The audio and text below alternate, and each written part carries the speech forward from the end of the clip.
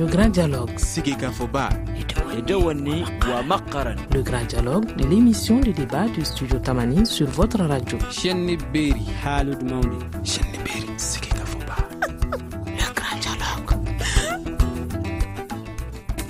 Vendredi 9 décembre, mesdames, messieurs, bienvenue au Forum de la presse. Au menu de ce forum, donc, nous vous proposons de parler du procès Sanogo, le procès qui a été ajourné jusqu'en 2017.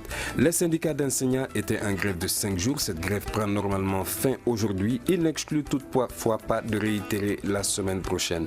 Les Maliens se font expulser d'Algérie. Nous en dirons quelques mots dans cette émission. Enfin, l'attaque sur la prison de Nyono, nous en parlerons également au cours de cette émission. Avec nous sur ce plateau, Youba Konaté du Zénith Ballet, Hamidou El Hadj Touré de Mali Média et Mamadou Fofana de l'Indépendant.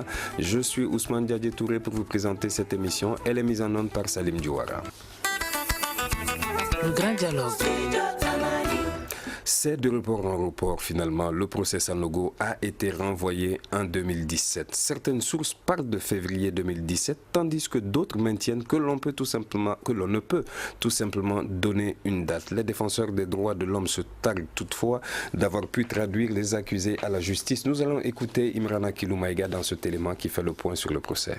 Avant son renvoi à la prochaine session de la cour d'assises, le procès a connu 4 ajournements. Durant les audiences, la défense a multiplié les exceptions de procédure. Toutes les réserves ont été rejetées excepté celle de la régularité des expertises ADN sur les restes des victimes mises en cause pour défaut de serment des experts, comme l'exige la loi. Cette décision et les conclusions auxquelles parviendra cette expertise, saliées par le procureur général, s'imposeront selon lui à toutes les parties comme une base probante et le fondement d'une meilleure suite pour un procès équitable. Les avocats de la défense, quant à eux, ont appelé les autorités à faire en sorte que cette expertise soit effectuée dans le meilleur délai. Le procureur général leur a répondu en affirmant que cette affaire sera jugée avant la fin du premier trimestre 2017. Pour la défense, enfin, le renvoi est logique. Selon ses représentants, le dossier n'était pas en état d'être jugé du fait d'irrégularités énormes. D'ici la reprise des débats, les avocats de prévenus vont réitérer leur demande de libération provisoire considérant que leurs clients font l'objet de détention arbitraire.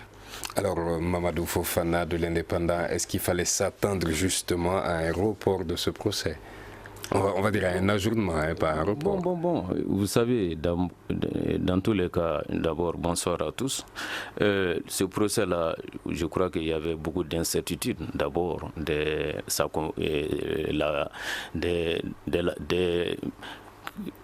premières heures, justement. Dès qu'on a su que ce procès va se tenir, donc certains étaient sceptiques. Bon, in fine, ça a eu lieu. Bon, moi, je crois que c'était quand même ce que les gens voulaient d'abord, mais que ça allait, tout le procès allait le jugement allait être effectif, allait se faire. Bon, je crois qu'il y avait beaucoup d'incertitudes. Bon, donc, mais déjà, je crois que le problème, c'était d'amener ces personnes, je ne sais pas, personnalité, ces personnes, je ne sais pas, parce que c'est quand même, c'est détenu, disons comme ça, parce que là, c'est présumé, disons, en termes judiciaires, donc je crois qu'il fallait les amener devant la justice. Et que je crois que c'était un véritable défi quand même qui se posait à tout le peuple malien. Alors c'est déjà une victoire de la justice malienne qu'on arrive à traduire et des défenseurs des droits humains qui ont cherché en vain ce procès-là. Bon, je crois franchement, je ne vais pas parler de victoire ou de défaite, non. Parce qu'en réalité, un état de droit, un état démocratique, il faut que les choses se passent dans les règles de l'art. Des gens ont été inculpés et donc ils doivent être jugés. Donc moi je crois que ce n'est pas question de victoire ou de défaite. En réalité, dans tous les cas, un état démocratique doit marcher comme ça. Donc je pense que c'est juste, c'est bon tant pour ceux qui sont détenus que pour la partie civile. Parce qu'en réalité, il faut que la justice il faut que la vérité soit connue de tous les Maliens et que la justice soit rendue. Je crois que c'est ça quand même le premier pas. Et on s'en félicite. Merci Youba Konaté du Zénith Ballet. Alors on voit quand même que c'est le 4e procès du genre au Mali. Depuis, on a déjà vu les 2 premiers procès sous la dictature de Moussa Traoré. On a vu le procès d'Ibi Diawara. Ensuite, on a vu le procès de Tchekoro Bagaïro. Et maintenant, le général Moussa qui a été jugé. Et maintenant, d'autres officiers. Est-ce que ça montre justement ses capacités justement du Mali à pouvoir juger ses prévenus? Ok, merci Ousmane de me permettre une fois de plus de donner mon point de vue par rapport à déjà cette première question. Moi, je pense que effectivement, les procès que tu viens de citer sont aussi des procès qui se sont déroulés dans notre pays.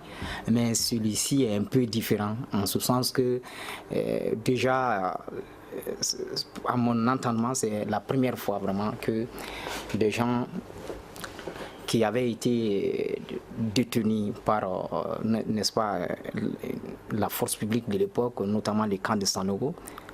Ils avaient été détenus, montrés à la télévision, que ces gens par la suite disparaissent.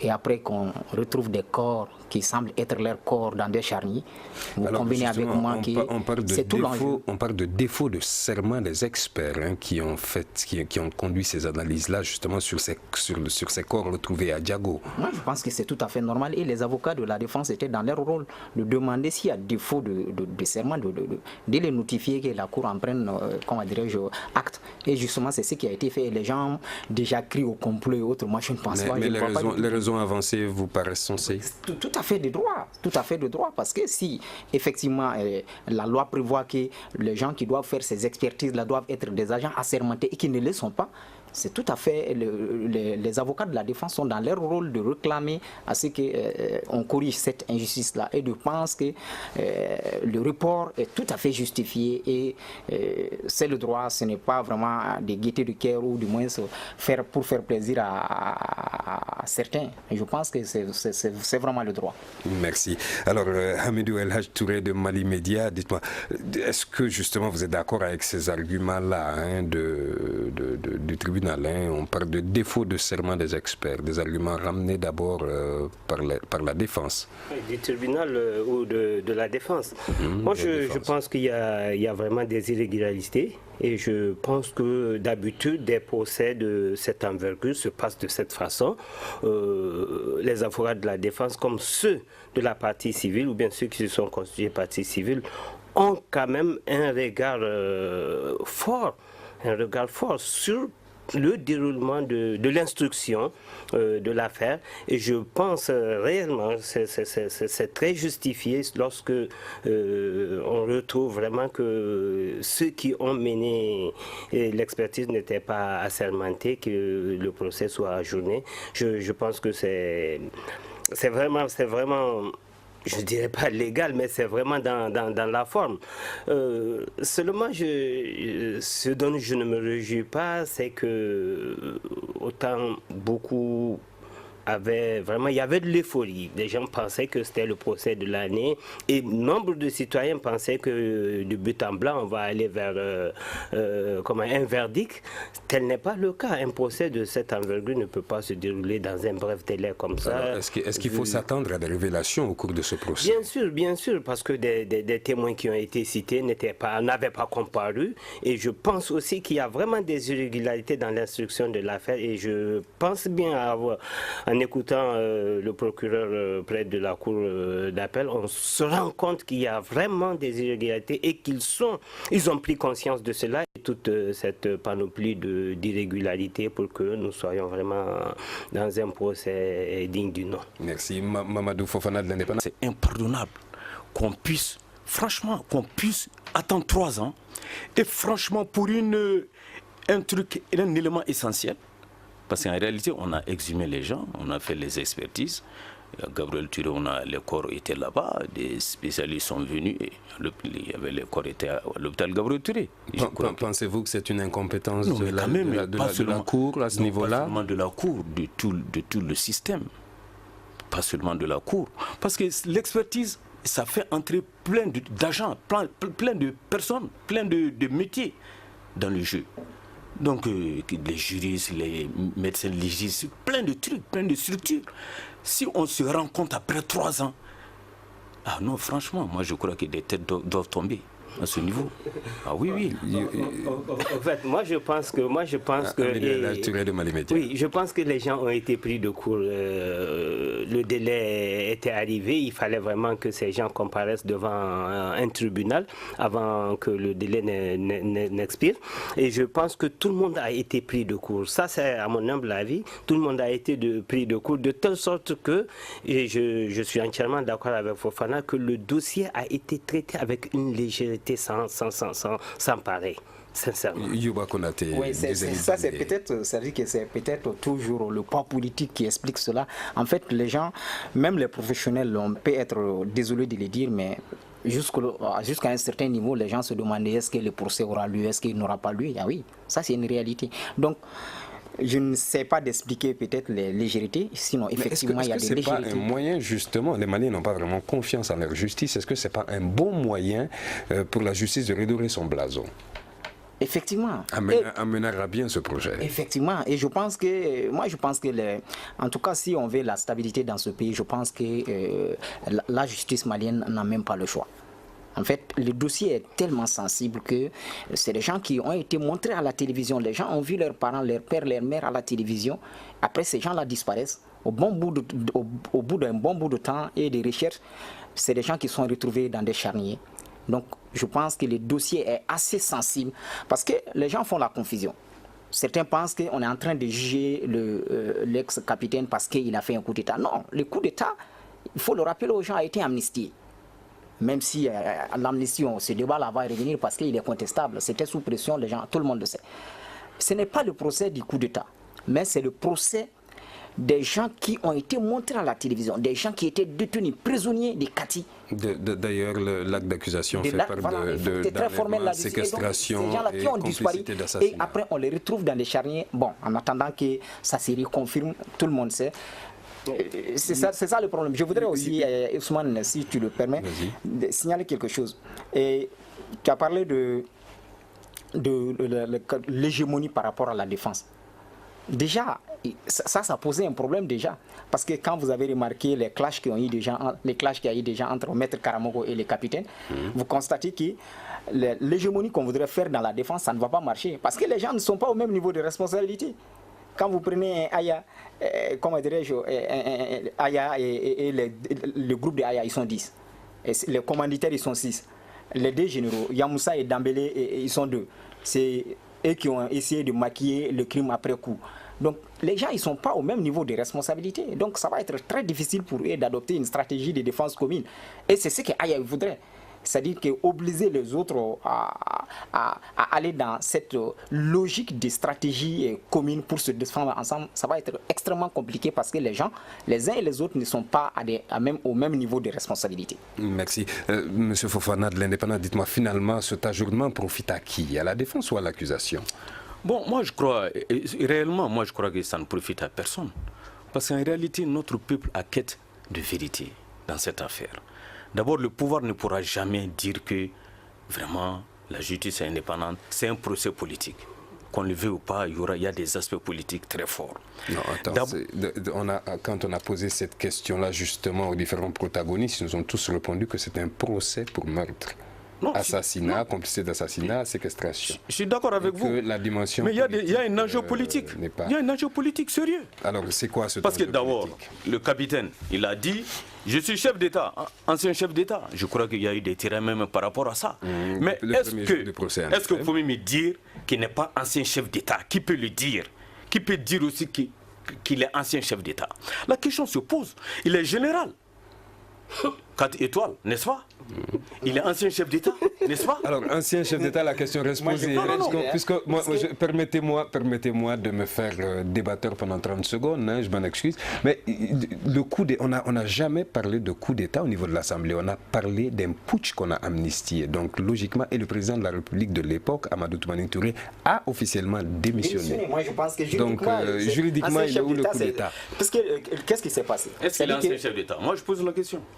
Justement, techniquement, non. À ce niveau, juridiquement, je pense que c'est très clair. Alors, je vous propose de prendre quelques secondes de pause. Je propose de prendre quelques secondes de pause et on revient continuer. Vous écoutez Studio Tamani, votre avis nous intéresse. Écrivez vos commentaires et suggestions sur la page Facebook et dialoguez avec nous. Studio Tamani, c'est aussi les réseaux sociaux. Merci de rester connecté au Studio Tamani. Vous suivez le forum de la presse. Hamidou El Hadj Touré de Mali Média. Alors, il y a une confusion justement par rapport au statut d'ancien chef d'État ou non, hein, bon, moi, je pense que le débat n'est pas à ce niveau. Yamoussa, il n'y a pas de confusion. Le débat n'est pas. Le débat n'est pas à ce niveau. Le débat est au niveau de la tenue du procès, c'est-à-dire la forme et le fond. Maintenant, nous sommes sur la forme. On a un procès qui se tient à cette période-là, un procès de haut niveau, puisque pour moi le débat n'est pas à ce niveau s'il était chef d'État ou bien s'il était général ou si Yamoussa était ministre de la Défense. Moi je pense que c'est des gens qui ont commis des forfaits ou bien qui sont présumés coupables de quelque chose et qui sont devant une cour qui doit les juger. Ça c'est en ce que maintenant. Ce que j'ai déploré, c'est la façon dont les choses ont été conduites avec légèreté, ça c'est premièrement. Deuxièmement, ce que j'ai beaucoup aimé, c'est la communication autour de ce procès. Parce que je pense qu'on est en train de faire de son mieux pour édifier les citoyens maliens sur ce qui est en train de se dérouler au premier plan. Et deuxièmement, je loue beaucoup le procureur de la République parce que chaque fois qu'il passe à la télévision, il essaie quand même de donner le maximum d'informations pour situer les citoyens et pour aussi redorer le blason de la justice malienne qui a perdu son crédit. Donc moi je pense que c'est là où il y a le débat aujourd'hui, que le citoyen soit informé de ce qui est en train de se passer et comment ça va se passer dans l'avenir. Voilà. Youba Konaté, dernière question justement sur ce volet. Est-ce qu'un procès à la CPI, à la haine, n'était pas envisageable pour Sanogo? Oui, c'était envisageable, mais du moment où les autorités maliennes ont dit qu'ils ont compétence à juger ces actes-là, moi je pense qu'il n'y a peut-être pas lieu de... Mais toujours est-il que la CPI a les yeux rivés sur le Mali. Si jamais les choses tournaient autrement, peut-être qu'elle peut se relancer et se remettre dans la cour. Mais je voudrais préciser... mais je voudrais préciser, elle peut s'auto-saisir. Je voudrais préciser une chose, c'est-à-dire que la question par rapport à la compétence de la Cour a été tranchée, c'est très clair. Donc, Aya, ancien président, quoi, n'est-ce pas, Yamoussa était ministre de la Défense à l'époque où il se mettait en accusation. La question est tranchée. La Cour, comme dirais-je, a dit qu'elle est compétente pour juger des deux affaires et je pense que les éléments de droit ont été évoqués et montrés sur la table, comme quoi cette Cour d'assises-là est compétente pour pouvoir juger ces accusés-là. Et donc, ce débat-là n'est plus d'actualité parce qu'ils vont être effectivement jugés par la Cour d'assises. La question est tranchée. Merci. Nous allons passer à un autre sujet. Il s'agit de la grève des syndicats de l'école. L'on voit depuis 1991 des grèves qui minent le monde scolaire et universitaire au Mali. Hier, c'était les étudiants. Aujourd'hui, ce sont les syndicats de travailleurs dans le milieu scolaire et estudiantin. Le ministère, quant à lui, a plus de 30% du budget de l'État, soit plus de 300 milliards par an, mais il parle quand même de manque de moyens. Alors que M. Mamadou Fofana de l'Indépendant, on a vu que les syndicats dénoncent entre autres justement le très bas salaire et demandent une harmonisation avec certains pays de la sous-région. Est-ce qu'ils ont raison à ce niveau-là de demander cela? Merci beaucoup. Et je ne dirais pas que les syndicats n'ont pas raison. Ça, c'est quand même une incursion. Je ne vais pas me permettre. Mais en réalité, quand on regarde sur un plan national, un plan général, bon, les gens veulent harmoniser le salaire sur ceux de la sous-région. Moi, je crois que ça, quand même, ça, c'est complexe, très complexe, parce qu'en réalité, les Maliens, c'est vrai, nous avons toujours dénoncé le bas salaire du Malien. Bon, maintenant, moi, je crois qu'il faut un effort. Il faut que les Maliens travaillent davantage, que nos autorités vraiment fassent un effort pour que l'argent qui va dans la corruption, l'argent qui quitte les caisses de l'État de manière illégale, qu'on puisse vraiment rassembler tout ça, éviter cela, et puis pour que l'État, le budget du Mali, notre économie soit beaucoup plus forte, plus compétitive, afin que nous ayons des ressources pour vraiment essayer de soulager le travail malien. Ça ne concerne pas seulement les enseignants. Je crois que tous les fonctionnaires, même ceux qui sont dans le secteur privé, les journalistes, nous tous, je crois que chacun veut une revalorisation de ses conditions de travail, conditions de salaire, etc. Donc moi, je crois que c'est un problème de fond. Parce que vous savez, ce n'est pas seulement les enseignants. C'était les médecins il n'y a pas longtemps. C'était le personnel de la santé, de l'action sociale, de la promotion de la femme. Bon, il y avait 3-4 ministères vraiment le personnel de 4 ministères qui était parti en grève illimitée d'ailleurs. Donc vous vous rappelez, et avec tout ce que cela a dû provoquer au niveau des hôpitaux. Est-ce que vous pensez que l'État a les moyens de subvenir justement franchement, moi je crois d'accepter certaines de ces revendications? Je crois que l'État n'a pas les moyens. En réalité, l'État n'a pas les moyens, mais seulement, c'est pour cela que j'ai dit qu'il faut qu'on travaille davantage. Moi, je crois que je ne veux pas dire que ce n'est pas légitime. Tout ce que le syndicat dit, c'est légitime. Mais l'harmonisation, c'est-à-dire prendre ce que, si moi, je suis journaliste, je vais avoir le salaire quand même de ce que un salaire ivoirien ou salaire, je ne sais pas, sénégalais, c'est très complexe. Même si c'est cela que nous souhaitons, mais je crois que franchement, il faut un dialogue social. Moi, je pense un dialogue social. Et je pense que moi, mon rôle, c'est pas d'inviter les syndicats à ce dialogue, mais je crois que l'État doit fournir des efforts pour qu'il y ait la confiance, la compréhension, qu'on puisse vraiment se mettre à table, que la confiance soit là. Parce qu'il s'agit de l'avenir de l'école malienne, mais aussi donc de l'avenir même de la nation malienne. Mais je suis tout à fait d'accord que les enseignants aussi, il faut améliorer les conditions. C'est-à-dire une négociation, je ne dis pas qu'il faut tout avoir tout de suite. Mais je crois que l'État doit faire aussi un pas afin de satisfaire certaines revendications. Merci M. Fofana. Youba Konaté du Zénith Ballet, quand on voit un pays comme la Côte d'Ivoire ou le Ghana, des pays qui ont beaucoup plus de moyens que le Mali, est-ce qu'il est censé de demander une harmonisation des salaires par rapport justement à la sous-région? Non, moi je pense que ça c'est des arguments de lutte. Ça c'est des arguments syndicaux que les syndicats utilisent pour pouvoir avoir quand même une certaine amélioration de leurs conditions de vie. Et je pense que les syndicats enseignants sont carrément dans leur rôle. Parce qu'en face, qu'est-ce qu'on leur dit? On leur dit non, tout ce que vous revendiquez est légitime. Tout ce que vous revendiquez, c'est normal. Mais vous êtes trop. Moi, je pense que c'est trop simple pour un État de dire, d'avoir comme seul argument, on ne satisfait pas vos revendications parce que vous êtes trop nombreux.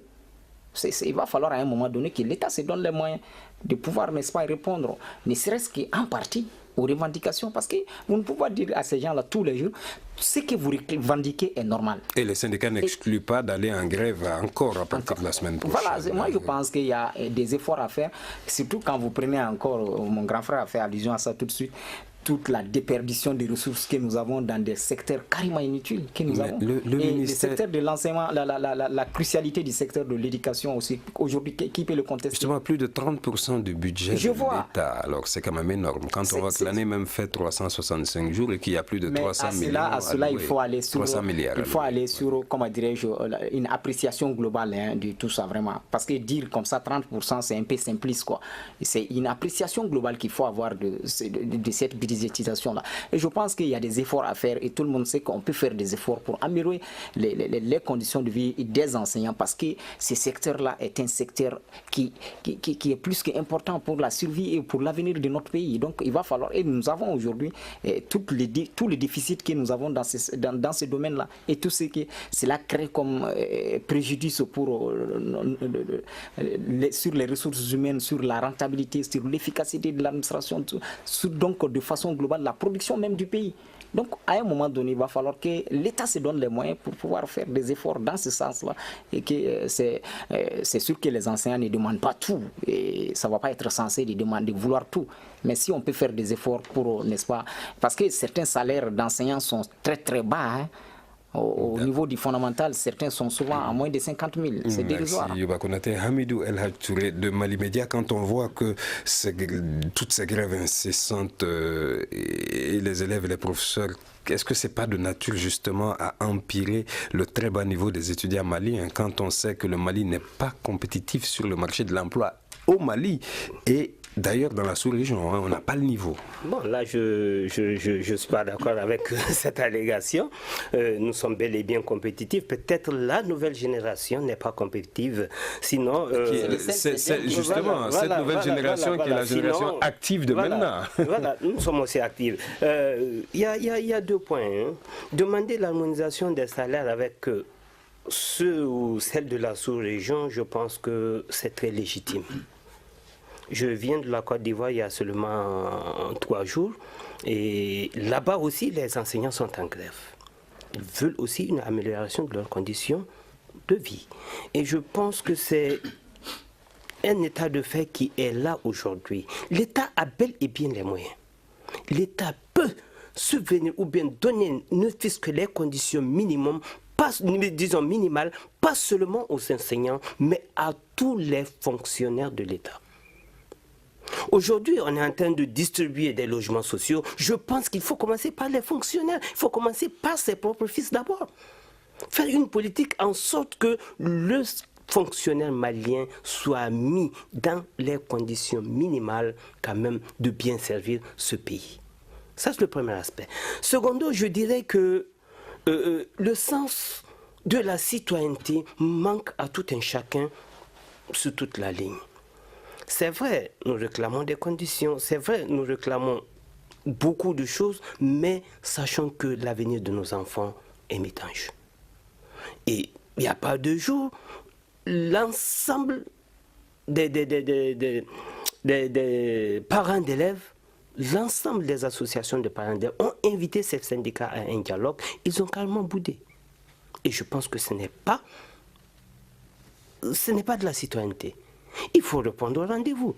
Dites ce que vous avez à dire. Et je pense que dernière question sur ce volet. Comment sauver justement l'école malienne aujourd'hui, hein? Sauver l'école malienne, je pense que le fiston a eu à le dire, il faut vraiment un dialogue social aujourd'hui. Et il faut vraiment qu'à plus haut niveau, qu'il y ait un nouvel élan. Et ce nouvel élan peut aujourd'hui sauver pas seulement l'éducation, pas seulement l'enseignement, mais le Mali de ces grèves et de ces vats en guerre qui n'en finissent pas. Il faut vraiment un nouvel élan des autorités. Merci. Nous allons à présent parler de l'expulsion des Maliens d'Alger, pas que des Maliens d'ailleurs, des Africains d'Alger. Une vague d'arrestation des migrants de plusieurs nationalités en Algérie, notamment des Maliens qui devaient être expulsés vers leur pays d'origine. Les autorités nigériennes ont fermé leurs frontières avec l'Algérie. Près de 400 Maliens ont été libérés hier vers 16h, arrêtés dans les différentes villes de l'Algérie et conduits à Tamanrasset, où ils devaient être expulsés via le Niger. Nos compatriotes, après avoir retrouvé la liberté, sont partis au consulat du Mali dans la ville. Certains d'entre eux, qui n'ont pas de papier, ont exprimé le souhait de retourner au pays dignement après qu'ils aient subi des maltraitances des forces de l'ordre algériennes. Alors, Mamadou Fofana de l'Indépendance, est-ce que vous comprenez justement que l'on soit victime de ce genre de choses en Algérie? Bon, avec toute cette histoire qu'on a à l'Algérie. Bon, vous savez, moi je pense que, franchement, hein, moi je vais dire la vérité. C'est ça, je sais. Ma vérité, c'est que le problème, d'abord, au lieu de s'en prendre à l'Algérie, il faut s'en prendre d'abord au Mali même, aux autorités maliennes. C'est ce que j'ai dit. C'est-à-dire, chaque pays, tu travailles pour ton pays. Tu travailles pour développer ton pays, tu travailles, les autorités, nous devons travailler pour assurer des bases solides pour notre pays, surtout sur le plan économique. Aujourd'hui, on parle des anciens, on parle des élèves, non. Aujourd'hui, l'avenir, les jeunes n'ont pas d'avenir. Donc ils sont obligés de fuir le pays, d'aller vraiment braver. Est-ce que le Mali a une forte communauté en Algérie? Non, mais pas seulement. L'Algérie, c'est un passage. Les gens, j'ai même un cousin qui est là-bas, qui appelle chaque fois, qui dit envoyez-moi de l'argent. Non, c'est un passage. Les gens bravent. Ça n'a pas commencé aujourd'hui. Vraiment, cette histoire, ça n'a pas commencé aujourd'hui. Je crois que. Mais le monde a changé. Pour des problèmes de sécurité, les gens se replient sur eux-mêmes. Donc, il faut que l'État malien, face à ce brouhaha, face à cette misère de nos compatriotes, mais les autorités, j'ai pas entendu une réaction des autorités. Cela est très irresponsable. Donc, c'est par les médias internationaux que nous apprenons il y a ça. Il y a eu un forum en Algérie l'autre jour. il y avait plein de Maliens, des trucs. C'est-à-dire, moi, je crois que il y a, même si, parce que c'est la misère qui fait fuir, mais il y a combien d'Algériens en France?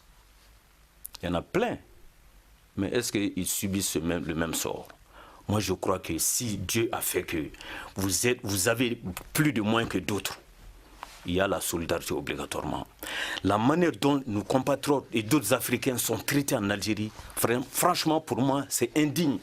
On a vu les migrants qui quittent la Syrie, autres là qui viennent en Europe. Mais quand même, ça crée un débat. Et les gens les acceptent. Mais c'est la même situation. Des gens, j'ai appris certaines choses. En Algérie, tu es obligé même de se cacher. Les gens, les Noirs sont obligés de se cacher. Donc il y a deux choses. On va observer quelques secondes de pause, parce que c'est l'heure de la pause, et on revient continuer cette émission. Une réaction, un avis, un commentaire. Réagissez sur la page Facebook de Studio Tamani et restez connectés avec nous. Studio Tamani sur les réseaux sociaux pour vous faire entendre. Merci de rester connecté donc au forum de la presse du Studio Tamani. Youba Konaté du Zénith Balai, plus de 1400 migrants subsahariens, dont des Maliens expulsés, enfin pas expulsés, puisque le Niger a fermé sa frontière, ce qui a empêché l'expulsion à travers le Niger, mais qui ont été molestés. Quand on voit toute cette histoire que l'on partage avec l'Algérie, qu'elle date de l'indépendance ou qu'elle soit contemporaine avec l'accord qu'on appelle d'ailleurs l'accord de paix d'Alger, est-ce que vous comprenez que des Maliens subissent de tels traitements en Algérie? Personne, aucun être humain ne peut le comprendre. C'est certainement que l'Algérie, en tant qu'État souverain, elle aussi avec ses réalités internes. C'est-à-dire qu'aujourd'hui, chaque fois qu'il y a une situation de difficulté dans un pays, les gens pensent que le bouc émissaire tout trouvé, c'est l'étranger qui est là. Ça, on peut le comprendre. Mais le traitement inhumain qu'on inflige aux gens, on ne peut pas le comprendre. Puisque, et surtout encore un pays quand même avec lequel nous avons de très bons rapports sur tous les plans. Et je vous rappelle que le Mali est l'un des rares pays à avoir contribué très noblement à l'indépendance de l'Algérie. Et ça, c'est encore, il n'y a qu'une cinquantaine d'années. Donc les Algériens ne peuvent pas, n'est-ce pas, traiter les Maliens du simple fait qu'ils sont des Noirs, de certains supplices. C'est vraiment inacceptable. Alors, même si cela ne donne aucune dérogation aussi aux siens de partir dans des pays sans vraiment dans des situations d'illégalité. Ça aussi, il va falloir qu'à un moment donné, qu'on dise aux gens vraiment de rester dans le pays ou alors de voyager dans des conditions avec des régularités. Parce que ça aussi, c'est un problème. Fofana l'a dit tout à l'heure, aucune réaction officielle, en tout cas des autorités maliennes. Ça aussi, on ne le comprend pas. On ne le comprend pas. En tant qu'État souverain, on ne le comprend pas. Mais moi, je pense que je le mets au compte de la réelle politique. C'est-à-dire que l'autorité malienne qui va sortir aujourd'hui, il va dire quoi? Il va être entre le marteau et l'enclume. Si jamais tu te prononces sur cette question aujourd'hui, que ce soit le Premier ministre, une autorité, ça va être très compliqué parce que si tu dis quelque chose qui dérange les nationaux, l'opinion ne va pas accepter.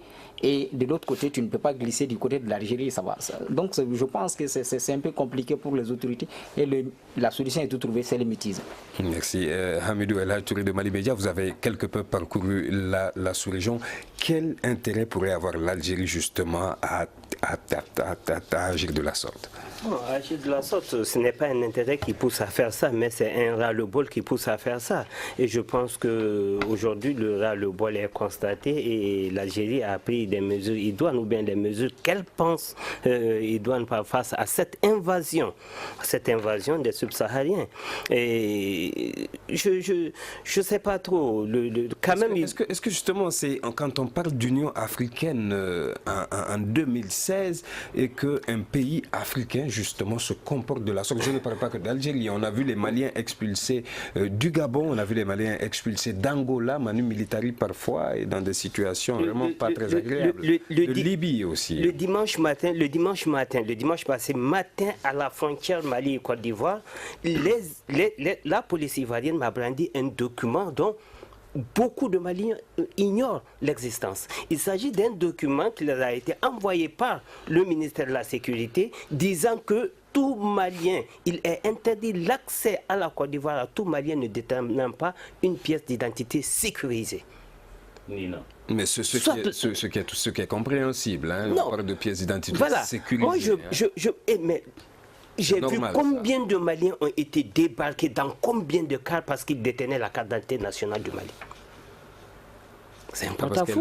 On doit, parce qu'elle n'est pas sécurisée, parce qu'elle n'est pas biométrique.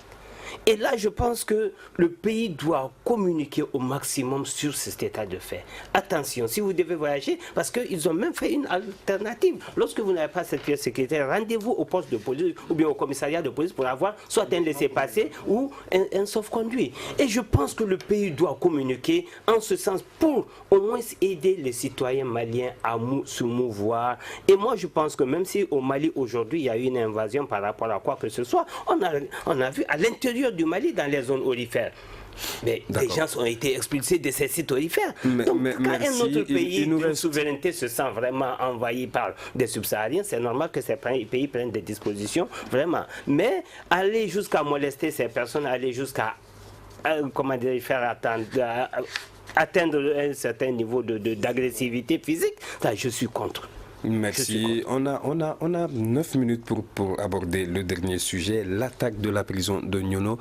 Après la prison de Koutoukale au Niger où des djihadistes ont été libérés, c'est la prison de Banamba qui a été attaquée. C'est maintenant le tour de la prison de Nyono qui a été la cible d'attaque le 6 décembre dernier. Bilan, 94 prisonniers évadés, 2 gardiens de prison blessés. Alors, Mamadou Fofana de l'Indépendant, est-ce que les prisons sont devenues les nouvelles cibles quand on regarde Banamba il n'y a pas longtemps et maintenant Nyono? Oui, bon, moi, la question que je me suis posée après cette attaque est de savoir combien de gardiens y avait-il là-bas. Combien de gardiens de prison. Au moment de l'attaque, parce qu'on a dit 2 blessés. Et bon, 2 ont été blessés, les autres, il y avait combien? Voilà, il n'y avait que 2 gardiens pour 94 prisonniers. J'ai annoncé 94 prisonniers évadés, mais en fait, il n'y a pas eu, les 94 ne se sont pas évadés. Il y en a 1 ou 2 qui sont restés. Non, moi, ma question... Qui ont choisi de rester. Non, vraiment, moi, ma question... Et qui ont d'ailleurs contribué à sauver franchement, la vie moi, ma question, gardiens. C'est la sécurité même des prisons. Parce qu'en réalité, pour moi, c'est envoyer les gens, je ne sais pas, au charbon. Mais quand on voit Wadoussen qui s'est échappé déjà de la prison, de la maison d'arrêt de Bamako, c'est quand même de manière très spectaculaire. Bon, Wadoussen, prison de Bamako. Mais non, attendez, mais c'est la même chose. La situation n'a pas changé. Parce que le jour où Wadoussen a commis son forfait, j'étais là, je suis venu aussitôt. Et chaque jour, je passe devant cette maison, la maison centrale d'arrêt. Vous savez, je ne sais pas si c'est pas notre propre peut-être, mais les problèmes de sécurité, nous rigolons avec la sécurité, nous jouons avec la sécurité. Des personnes même, de ceux qui sont chargés. Mais justement, est-ce que ce n'est pas un nouveau mode de fonctionnement justement de ces groupes-là qui attaquent quand on voit Banamba où on a cassé la prison pour embarquer? Mais nous savons, nous devons être préparés à cela. On ne peut pas aller une prison où il y a même des djihadistes, on ne va pas faire garder ça par deux personnes. Non, qui sont même là à la porte. Et regardez même la maison centrale d'arrêt de Bamako, les gardes qui sont à la porte. Mais c'est rigolo. Excusez-moi l'expression. Moi, je crois qu'il faut qu'on sache que le pays là, même les terroristes, tout le monde, ils sont devenus beaucoup plus hardis.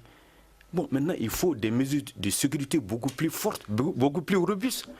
Donc, c'est un peu ça. Youba Konaté, quand on voit qu'il y a quand même 2 gardes pour plus de 90 détenus, est-ce qu'il n'y a pas un manque de moyens criant justement au niveau des gardiens de prison? Et les 2 gardes, ils auraient tiré jusqu'à épuiser leurs munitions. Donc, il y a aussi ce fait qu'il y a un manque aussi d'équipement idoine pour faire face à certains types d'attaques. Moi, je pense qu'il y a un manque de tout. Les gens, c'est ce qu'on a reproché ici. On fait comme si nous sommes dans un pays normal, comme si on vit dans un pays normal. C'est ce qui est incompréhensible. On fait comme si nous vivons dans un pays normal. Nous ne sommes pas dans un pays normal, nous sommes dans un pays instable, où le tiers du pays est occupé par des situations carrément de guerre flagrante. Donc on ne peut pas continuer à faire comme si l'insécurité qui se transporte un peu dans le centre aussi, quand on voit Koulikoro et Ségou maintenant. Vraiment, les gens, et après l'attaque de la prison de Banamba, qui pouvaient penser qu'un mois après seulement, on pouvait attaquer une autre prison, et comme si de rien n'était. N'est-ce pas? C'est 24 heures après que les renforts arrivent. C'est inadmissible. Et surtout dans une ville comme Nyono, quand même, qui dans la configuration d'un pays comme le Mali, Nyono, ce n'est pas une petite ville. Donc, ça, vraiment, il y a des choses qu'il faut... Moi, je pense qu'il faut changer carrément d'approche. Il faut, puisque et puis, il semblerait que 33 millions avaient été débloqués pour prendre des mesures. Et cet argent, le ministre a dit sur les antennes de Nortem, on ne sait pas où est parti cet argent. C'est ça, que le ministre de la Sécurité, que le ministre de la Justice, garde des Sceaux, qui est en charge de la surveillance pénitentiaire, qu'il se pose cette question devant la télévision. Moi, j'étais resté ébahi. Je ne peux pas l'entendre de cette façon. Aujourd'hui, moi, je pense que ce qui s'est passé, il y a vraiment une responsabilité de tout le monde dedans. Parce que moi, je l'ai souvent dit, que le citoyen se sente concerné par la sécurité. Que le citoyen se sente concerné par la sécurité, qu'il est un maillon essentiel de la sécurité. Aujourd'hui, est-ce que cette attaque ne démontre pas justement une fois de plus une défaillance au niveau de la sécurité? Pas de la sécurité, on sait du système d'information, parce que des gens, que des djihadistes, pour une ville frontalière comme Nyono, où des gens peuvent à pied, à dos d'âne ou à moto rejoindre la Mauritanie ou je ne sais où, vraiment il doit y avoir le maximum d'informateurs, le maximum de sécurité, le maximum de dispositifs. Et je pense que sur tout le territoire national, aujourd'hui, il doit y avoir un dispositif à hauteur de ce qui est en train de se perpétrer. Alors, Mamadou Fofana, le 4e adjoint au maire nous a dit justement que ce n'est absolument pas un problème de personnel militaire à Nyono, et c'est d'ailleurs ce qu'il n'a pas compris. La prison n'est qu'à 8 km de la ville et que les renforts ont tardé à venir sur place. Alors, comment expliquer qu'une ville comme Nyono, qui connaît une très forte présence militaire, arrive à être la cible d'une attaque aussi facilement? Mené par environ 6 hommes à moto. Moi, je dis qu'il faut inviter les citoyens à la dénonciation. Il faut inviter les citoyens à l'information. Non. Tu sais, ce que tu dis, c'est facile à dire souvent. Tu sais, il faut le renseignement. Tu sais, les grandes puissances, les démocraties sont basées sur du renseignement. Mais malheureusement... Non, je sais. Mais avec le mode aussi, le mode vraiment des djihadistes aujourd'hui, c'est le renseignement. Moi, je crois que on n'a pas besoin d'être spécialiste parce qu'on ne peut pas mettre un agent derrière chaque chose. C'est ce que je viens de dire. On va laisser Yuba exprimer son point de vue. C'est ce que je viens de dire. Vous dites que c'est facile à dire. Ce qui se passe au niveau des prisons, c'est la même chose qui se passe dans tous les autres secteurs de notre vie. Les gens font, comment dirais-je, on fait l'impression de ne pas remarquer, mais c'est ce qui se passe dans les prisons. C'est la même chose. Quand vous partez dans l'éducation, j'ai dit, dans l'armée, c'est la même chose. Il y a vraiment une légèreté partout. C'est une légèreté, il faut que les gens, on arrête de faire de l'approximatif. À un moment, et je ne sais pas comment ça va finalement à se poser des questions. Quel côté du pays est finalement sécurisé, Yuba? Parce que quand on voit le nord, ça chauffe. Le centre, maintenant, ça chauffe. On a vu le cas vers Sikasso avec les djihadistes dans la fameuse forêt de Fakola. Donc, où est-ce que ça va finalement? C'est ce que Yuba disait. On n'est pas dans un pays normal. Alors, il faut prendre des dispositions. On ne peut pas se mettre dans la conception des terroristes pour dire là, on va frapper. C'est de bonne guerre pour ces gens-là de vouloir frapper n'importe où dans notre pays, mais qui frappe et qui réussit, c'est ça le problème. Sinon, frapper n'est pas un problème. Mais ce qui est désolant. Voilà. Maintenant, si ces gens-là, les 6 qui ont attaqué Nyono la dernière fois, ils étaient tous tués, il n'y avait pas de problème. C'est ça, il faut que la réponse soit à la hauteur. Alors, dernier mot, Mamadou Fofana, pour cette émission. C'est ce que je dis. Franchement, je pense que je disais qu'il faut mettre l'accent sur le renseignement. Et chaque citoyen n'est pas capable de renseigner. Le renseignement, c'est un métier. Alors ça demande énormément de moyens, surtout quand on voit... Mais il faut mettre les moyens aujourd'hui. Les gens parfois, quand Mais vous savez qu'on est en train de couper tous les budgets pour la sécurité. Les budgets des départements ministériels, tout a été charcuté. Chaque trimestre, on les charcute, on dit, on met ça au compte de la sécurité. Moi, je crois que c'est vraiment... On n'a pas le choix, mais je crois que l'État, c'est bon de former les forces armées, mais moi, je crois qu'il faut mettre l'accent sur le volontariat, le renseignement des volontaires. Toute dernière question, on voit que dans certaines zones du pays, il y a une très forte présence militaire de Barkhane, de la MINUSMA, des FAMA, des groupes armés également, alors et qu'on n'arrive toujours pas à sécuriser ces zones-là. Vous comprenez cela? Est-ce qu'il y a un manque de moyens à ce niveau-là? Mais vous savez, c'est aussi, moi je veux dire clairement les choses, c'est souvent un manque d'autorité. En réalité, c'est ça. Une prison qui est à 8 km d'une ville, il n'y a que deux choses. Vraiment, moi, je crois qu'il y a un manque d'autorité. Merci beaucoup. Merci. Ceci met donc un terme, mesdames et messieurs, à notre émission du jour. Merci de l'avoir suivie. Elle a été réalisée par Ibrahim Aran Diallo. Salim Diora était à la mise en onde. Nous, on dirait à la régie vidéo. Je suis Ousmane Diadje Touré. Très bon week-end. Le grand dialogue. Le grand dialogue de l'émission de débat du studio Tamani sur votre radio.